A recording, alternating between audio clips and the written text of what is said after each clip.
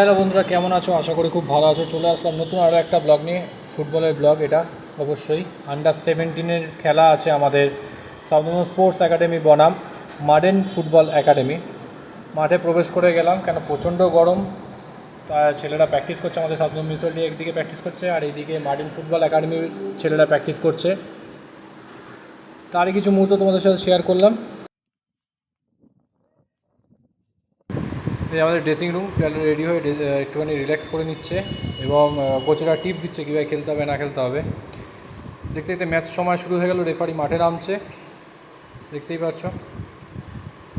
এর সাথে প্লেয়াররাও আছে।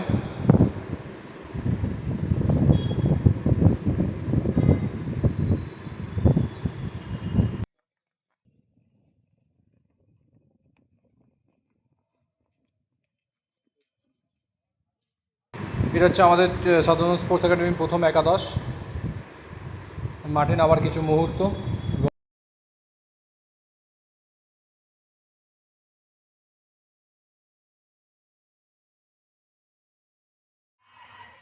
খেলার কিছু মুহূর্ত তোমাদের সাথে শেয়ার করলাম।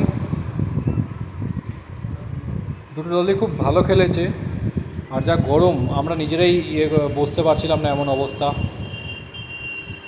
তার মধ্যেও খেলা চালিয়ে গেছে, রেফারি থেকে শুরু করে প্লেয়াররা সবাই 19 জানাবো তাদেরকে। খেলার কিছু মুহূর্ত।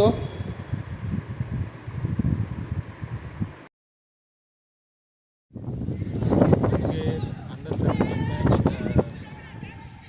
আইএফএ স্টেট ইউথ লিগের যে ম্যাচ আপনারা দেখেন অমরদত্ত ক্রীড়াঙ্গন থেকে, এবং আজকে এখন অবধি সেকেন্ড হাফে প্রায় শেষের দিকে এসে গেছি আমরা, এবং সেকেন্ড হাফে 1-0 গোলে এখন সাউথহ্যাম্পটন মিউনিসিপ্যালিটি পিছিয়ে আছে।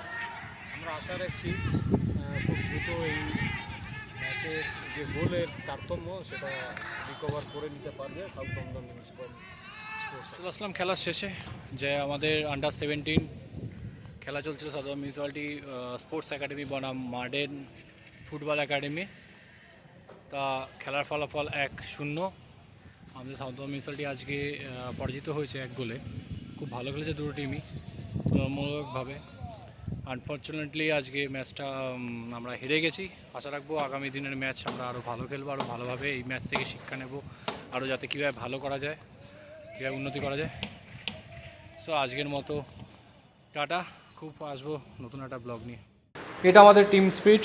খেলা হারের পরেও এগিয়ে চলতে হবে, ভালো খেলতে হবে, যাতে আগামী ম্যাচ আরও ভালো খেলা যায়, সেই প্রতিজ্ঞা করছে সব মিলে।